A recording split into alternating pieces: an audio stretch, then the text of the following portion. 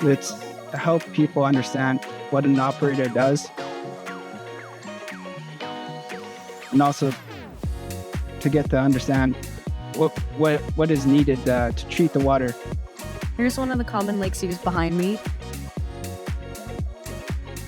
There's a lot of ice fishing. Also in the summertime too, there's mostly used for fishing. So it's important to monitor this lake so we can continue harvesting clean and healthy fish. Yeah, clean up the water and the sources it has here.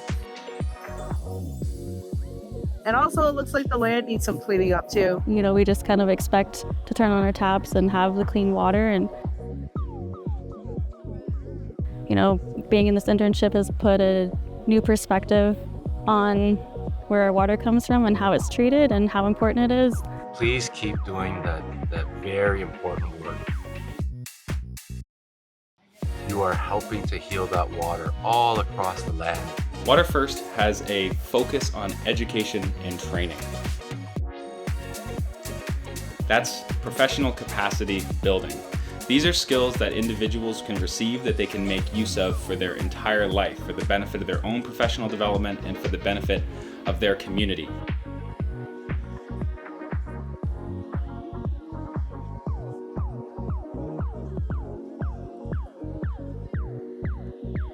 Welcome everyone, and thank you for joining us for our spring event, Safe Water Needs Skilled People. I would like to thank you all for supporting Water First, whether as a donor, a champion, or a community partner. The work we do wouldn't be possible without you. My name is JC Bonertz, and I am a proud member of the Piikani Nation from Treaty 7. However, I'm actually making a home for myself here in Treaty 1 territory in Winnipeg. I'm a technical instructional designer with Water First, and I'll be your host today. On your screens, you should see an image of Canada's major watersheds. These regions connect vast water systems where every drop within a watershed flows to the same destination. And while our homes connect us to traditional territories and treaties, water connects us even more broadly. So when you're exploring whose land, I encourage you not only to recognize the nation whose land you are on, but to also acknowledge those who have fought for and protected your water since time immemorial. Before we bring out our guest speakers, I'd like to share a brief overview of Water First and the focus of our work. Our event theme, Safe Water Needs Skilled People, reflects the foundations of our program and the approach to technical skills training. Water First partners with Indigenous communities to address local water challenges through education, training, and meaningful collaboration. While training is just one piece of the puzzle, it plays a vital role in addressing the water crisis affecting many Indigenous communities. As an instructional designer, I support our programs teams in developing community training programs. Along with our small but mighty instructional design and development team, I create and refine content to ensure training is structured, engaging, and effective for diverse learners. Our program participants come from varied backgrounds with different learning needs. Together with our skilled training teams, we design programs that help make careers in water sciences accessible to all those that work with us. Indigenous peoples are still vastly underrepresented in the STEM fields. This is something I experienced firsthand as I was pursuing my engineering degree, facing imposter syndrome and countless microaggressions. It's an experience that I don't want future Indigenous youth to have to go through, at least not alone. And that is why I chose to work with Water First, to amplify Indigenous voices in STEM, particularly in the water sciences, and to normalize Indigenous excellence. Because when Indigenous values, culture, and philosophies are integrated into water governance, we strengthen the future of water protection and treatment.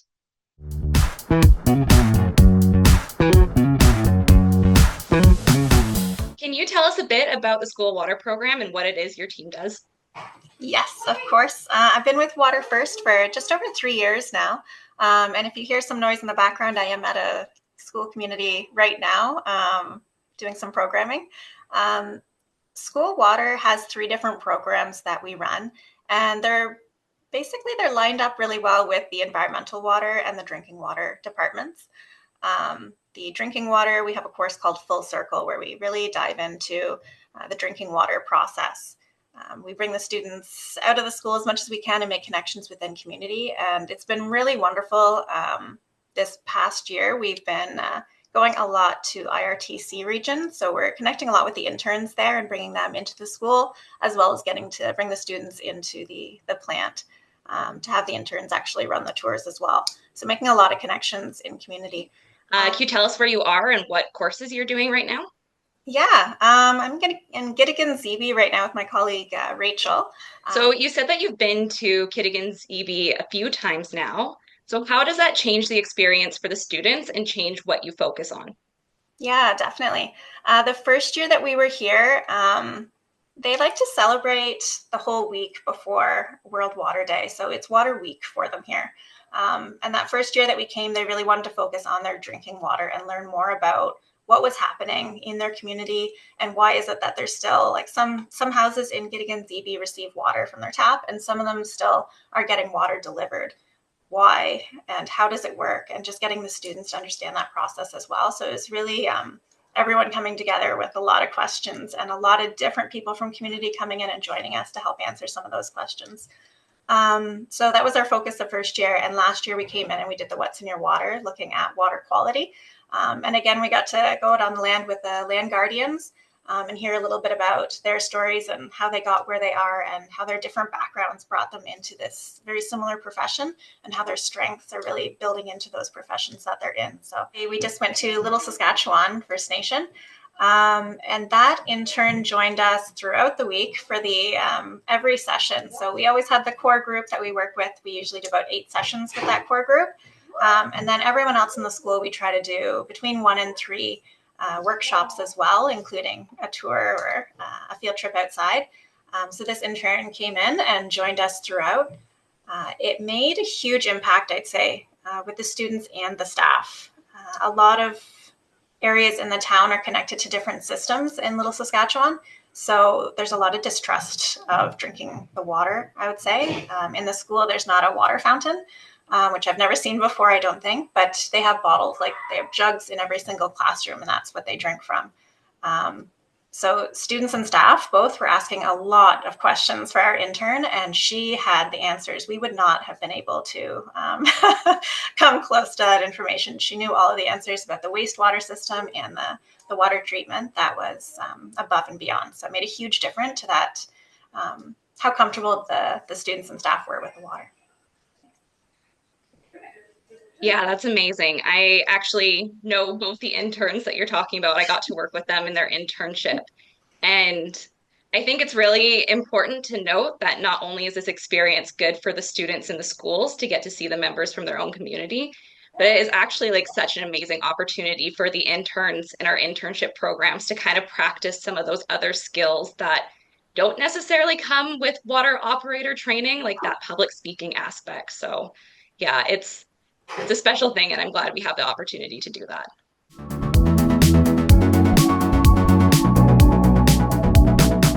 So I know it's been a while now, but why did you decide to participate in the Water First internship all the way back in 2022?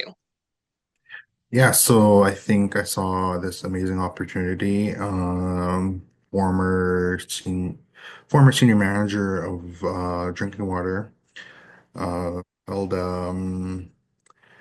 held a booth at my in community here, and she was telling me all the amazing things Water First does and this amazing training opportunity Water First is doing. And it kind of intrigued me, and I applied, went through the whole process, and yeah, I didn't even know what was expecting of me or what was I was expected to do, and it was actually something I totally changed my mind of, like how water is made. Yeah, it's just yeah, it's an amazing opportunity. That's all I can really say. So we just launched one of our newest drinking water internship. Could you tell us a little bit about the new internship and the interns you're working with now?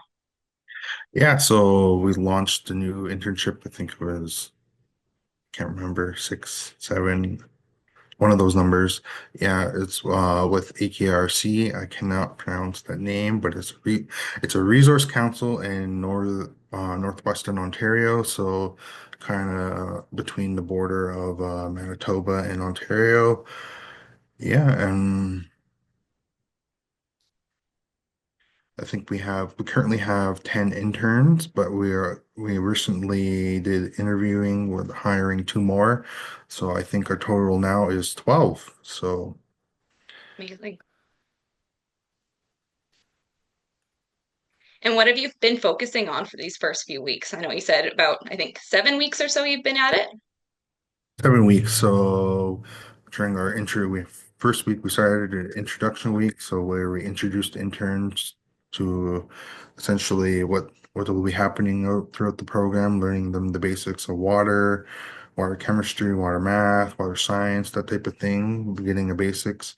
Then after that, they went in community to learn their plants, what they'll be doing on a day-to-day basis. And we just recently completed their system certificate, so that qualifies them as trained persons now.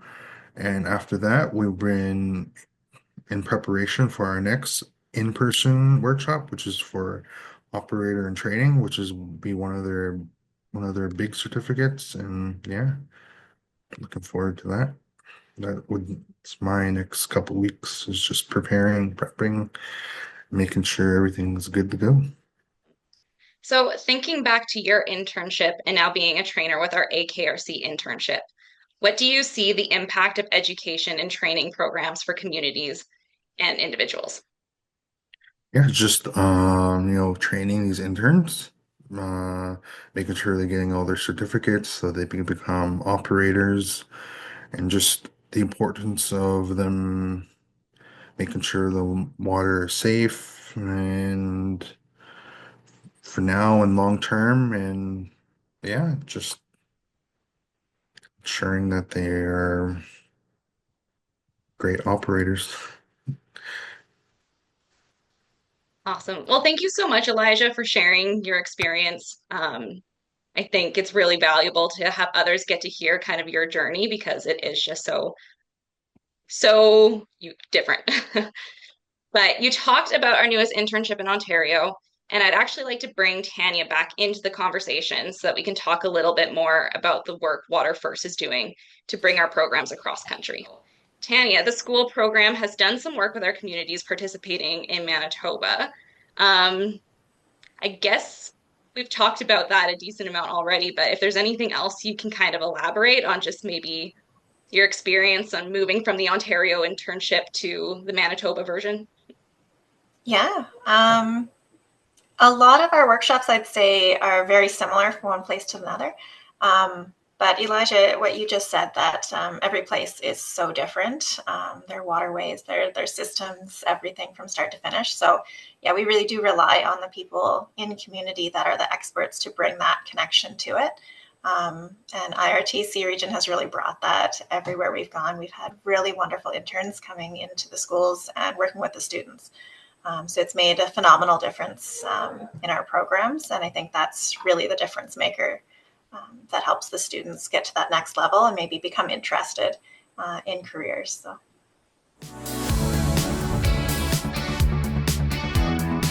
Okay, so starting us off with our Q&A is actually a question for you, Tanya.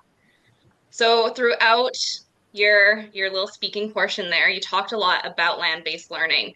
So we're wondering, what does that mean, and can you give an example? Yeah, land-based learning is very much what it sounds like. It's learning from the land. I feel like this can almost only be done in community where there's so many experts. The students teach you so much about what they know about the land, and everyone is just exchanging so much knowledge, observing, asking questions as we're in a space. In the summer program, which I didn't mention earlier, I forgot, I'm sorry. We run a 4-week summer geography credit program every summer in different communities. And within these, it's really experiential learning where we're trying to get students, whether it's a medicine walk, a hike, out in the water, different ways, every way, anywhere that an expert from a community is comfortable and wants to take the students, we jump at those opportunities and make the connections to the curriculum.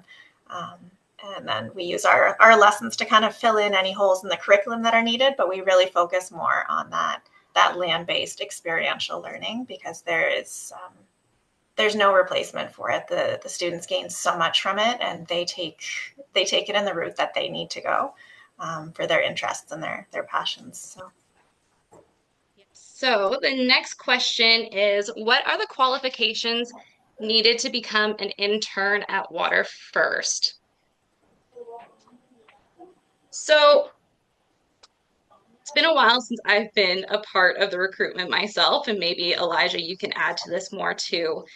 But I would say the biggest qualification is just having the availability to commit completely to a 15-month internship, and to be able to go into the plant every day and be able to leave to attend trainings when needed. Now, that's something that Water First supports and does whatever they can to help remove any barriers that come with that.